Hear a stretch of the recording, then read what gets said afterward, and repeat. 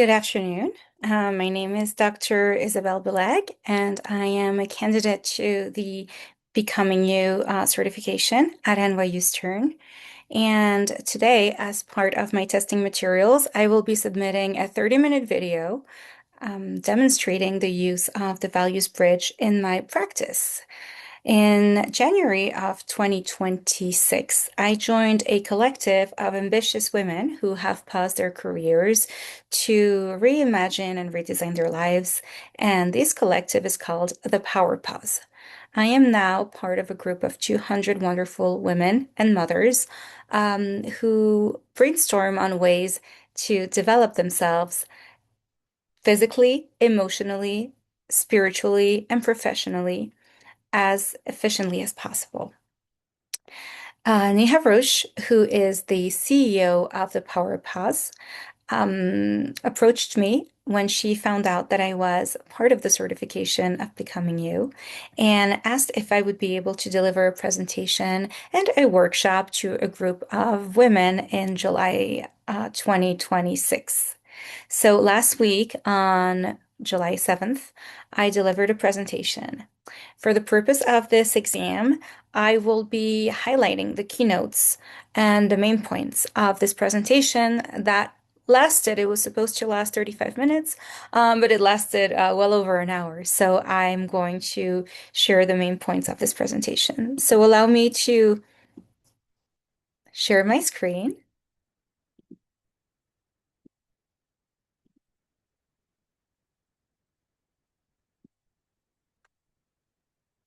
And let's dig in. So the purpose of the title of this presentation was Understanding Your Values During a Power Pause Towards an A+ Life. And so I introduced myself and my background and how I went from, being full-time in academia with a PhD in medical sociology to now being in my Power Pause and doing the certification, which has taken quite a bit of my time, as well as another coaching certification at Università Luigi Bocconi in Milan in Italy. And so I talked a little bit about myself and how this pause, but most importantly, how Becoming You and the Values Bridge was transformative in my personal life. And so this is me and my husband, my son, and our dog, our golden retriever Astro, who posed for the picture. So there were six parts to my presentation. First of all, we talked about why values matter during a pause. Second, we defined values. We then introduced the Welsh-Bristol Values Inventory.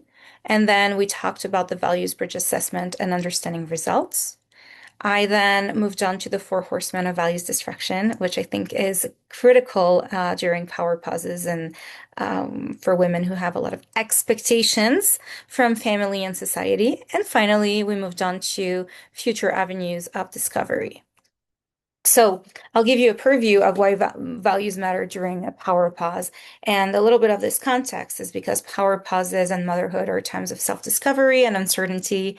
And this concept of becoming a mother, matrescence, which is very much described in the literature currently, it's a time where your mindset towards flourishing changes, your energy demands change, your time availability may change, your goals and understanding of your identity change, and your attitudes towards paid work and towards intellectual and hobbies pursuits also change. This process is individual, unique to everyone, and at times uncomfortable and replete with reckoning and inconvenient truths. So it will require trade-offs. You cannot have it all at the same time.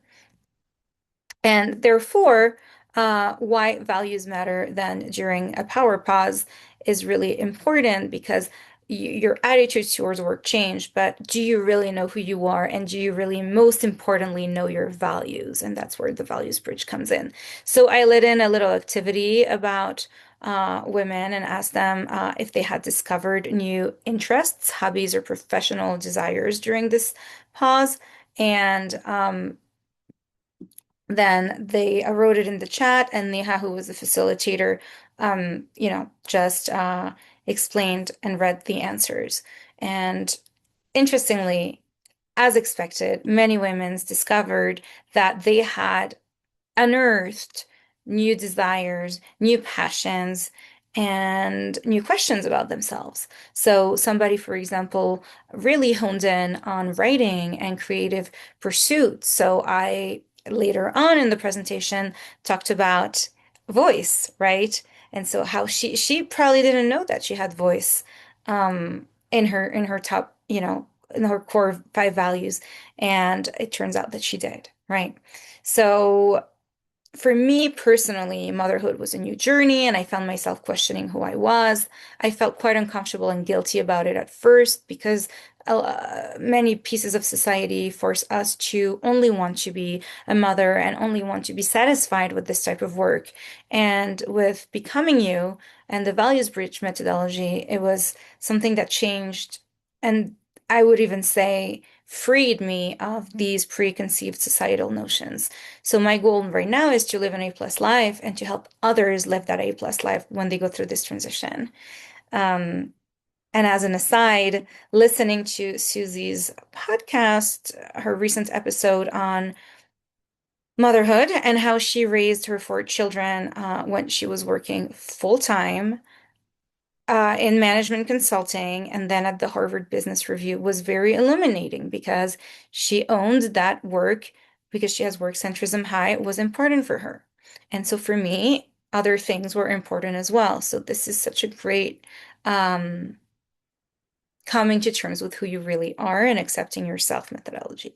So I discovered the methodology on Instagram actually, and joined a webinar with the amazing Dr. Welsh, and here I am today.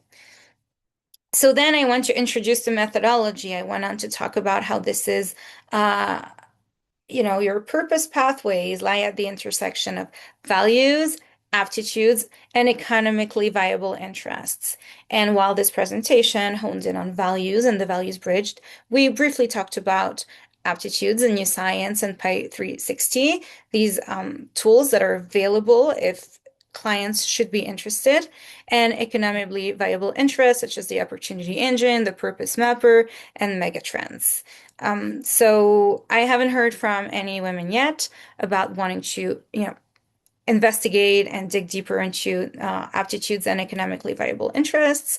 But it is important to know that purpose pathways and areas of transcendence lie at the intersection of these three pieces. So further on, we want to define values, and here's, the definition of values: deeply held principles, beliefs, and motivations that drives our behavior and our decisions. We talked about how there are choices and how they determine how we live, play, work, and interact with others, and how none are better or worse, right or wrong than others. And that I think is very important because we tend to really sometimes in society look down on some values without knowing, for example, work centrism, as Susie often talks about. People tend to use the word workaholic, which is very derogatory, but that really means that a person puts work at the center of how they want to live and architect their lives. What values are not, then, is really important. They're not virtues.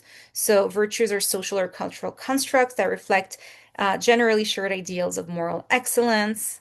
So, like patience is a virtue. We often say that in common speech, but patience, for example, is a virtue and it is not a value. Most people don't know their values, and so this leads to an inauthentic life. Accountability, for example, is a virtue, but it is not a value. And then we talked about, we conducted the Alpha Omega exercise. We excavated into values. What do you want people to say when you're not in the room? And this was really, really interesting because women wrote in the chat that all sorts of different answers, and some wrote, that they wanted people to say that they were great, dependable, reliable human beings, and others said that they were sweet and kind and good moms. And so there was a continuum, I want to say, of different answers that illuminated their values. So then the second piece of this was, what did you love and not love about your upbringing? And then what would make you cry at your 85th birthday from regret? And so again, the variety of answers was very interesting because no two people are the same. So values really show up in these answers. So emotionally, yes, there were some answers that stirred emotional response. So for example, yes, this lady who said, "I want people to say that I'm a good, kind, dependable human being," right? And so this was very emotional. And then we talked about more from a scientific perspective about the Welch-Bristol values inventory and how this taxonomy divides values into four categories: world orientation, relational orientation, authorship orientation, and vitality orientation, and how everybody in the results from the values bridge will have a different type of combination of both. Some people might have more of a, of a core world orientation, others will be more relational, others will be more authorship oriented, and others will be more vitality orientation. Personally, I am more of a relational orientation person in my core five and my top five values, as well as some world orientation. And this personally, again, makes sense to me because I am a very, you know, relational, social, belonging, non-CB radius type of person. Whereas others, like my husband, for example, have more of an authorship, executive type of orientation. And so we described, each group. How do you want to engage with the world? That's world orientation, radius, achievement, work centrism, affluence, and luminance. Relational orientation, belovedness, family centrism, belonging, and non-CB. I explained, briefly what these are and what they mean.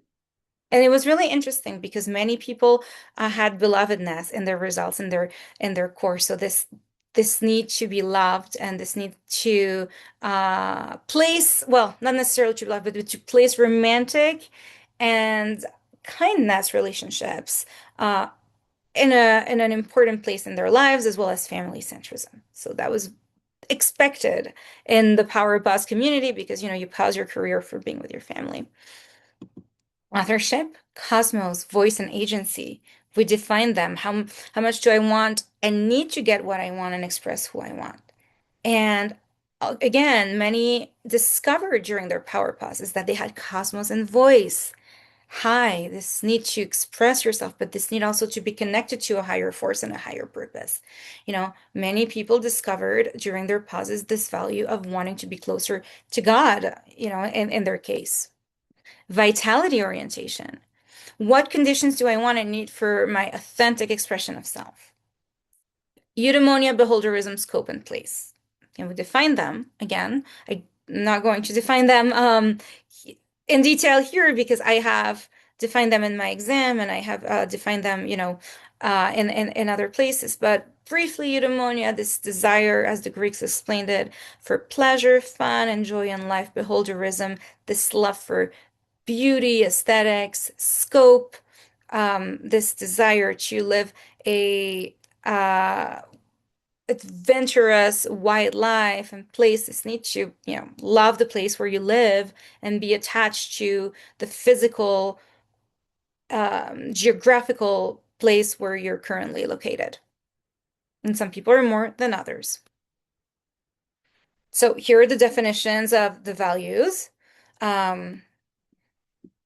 And then we, again talked more a little bit about how this came about and how this test came about, this assessment, how many people have taken it, how it's validated scientifically, and how the results are divided as follows between core, moderate, and peripheral. And I like to stress that peripheral values are seen as less important, but it's extremely important in our lives to know what's less important also. So here are, Here's an example of core values: belovedness, affluence, achievement, beholderism, work centrism, that John had shared with me from Becoming You. And so then moderate values here: agency, belonging, voice, scope, family centrism, eudaimonia, and peripheral values: place, cosmos, radius, non-CB, luminance. So in this profile, there's a tie actually between belovedness and affluence. So this is, a person who values wealth and gaining wealth as much as the connection that is afforded in romantic relationships. This is someone who values achievement and beauty and work. Okay. And then we talked about authenticity gaps. And so the authenticity gap is a mathematical, statistical measure of how far away you are from your true um, best A plus authentic life that is where you're in value alignment with yourself. A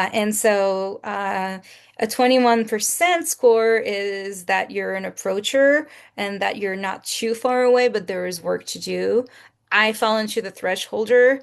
The ideal would be to be here in the transcendent, and that's going to take coaching work. And I let the clients know that anything in the red, so to speak, um, warrants a little more work. So a positive authenticity gap means you're craving more of value in your lap. You want more of value and you want to go ahead and create that. And a negative authenticity gap means you're craving less of a value in your life. So you want to get a little less of that, get rid of that a little bit. So pay most attention to authenticity gap, negative and positive on core values, some attention on moderate. And like I said earlier, don't lose sleep on peripheral values unless they're over 70%, then we take a look at them. So conflicts are important, and I like this analogy. This is like cholesterol. You want it to be low. Conflict analysis, when two values are in conflict with one another, this is where, we need, it's part of being human. It's normal, but this is where we need to do work. And I highlighted the example in my personal life. I have a conflict between eudaimonia and radius. I want to change the world. There is so much policy that I want to implement for women and for mothers, but I also like to have fun. And so I like to have fun. And so I need to create schedules and organization and plans so that I get to be where I want to be in terms of my goals of changing the world. I started writing a book a few years ago and I didn't finish it because a lot of my eudaimonia projects, such as learning how to cook and taking Italian lessons and traveling, got in the way. Harmonies are more positive, and you want that number to be high. When it's high, it's great. So when your values align, it feels good and you feel it. And so that's also important to look at. Um, and so again, these are my personal results. Have a few minutes for this video. We talked about the four horsemen of values destruction, and there were some very interesting comments about these two because a lot of women were saying the first two, how, well, sometimes a comfortable life is the one that you need to live when you have kids, and sometimes economic security is what you got to do. When you have a family, you've got to be the breadwinner, and that's understandable. Expectations is truly, I think, the one where mothers fall. Uh, we have issues with that because uh, society expects so much out of mothers currently, especially with social media. And so we have expectations from family, from cultures, from socio-political structures, from social media, and from others. So women shared in the chat that they had expectations to be great moms and they were judged when they weren't at home full time, but they were also judged if they pursued uh, intellectual or professional pursuits outside of motherhood. So whether you work part-time or you don't work, you can't win because of these expectations. So that's something that society needs to kind of like look at. And events, Motherhood is a life circumstance, but also most of us are millennials. We're part of the sandwich generation, something sociologists call sandwich generation, which is a generation that takes care of both our parents and our s- offspring. So those are events, and they can get in the way of achieving our, most aligned value life. So, future avenues of discovery, I encouraged everybody to share this assessment with their partner or spouse because when you are raising children, it's important to know how these values in a couple are compatible or incompatible, and that can explain a lot. Um, I shared the example of my husband who has work centrism as number one. He's a neurosurgeon. That makes sense. But for many, many years, he was labeled by many as a workaholic. And this whole methodology has illuminated the fact that work is important to him, like radius is to me. And that's okay. And there's no judgment there anymore. So that's great. So I shared the links for Youth Science, Career Traits Compass, and other tools if they want to go further to unearth that AOT. And I shared, the opportunity to either become a coach in the next coaching program, to join the wait list, or to work with a coach like myself for further discovery. And of course, the link to the book. And I mentioned that I'd be in New York for the talk for the Becoming You 3-day certification. So thank you very much, and I hope that this exemplifies how I've used this methodology with the Power Pause and specifically how I've used the Values Bridge. Thank you and have a wonderful day.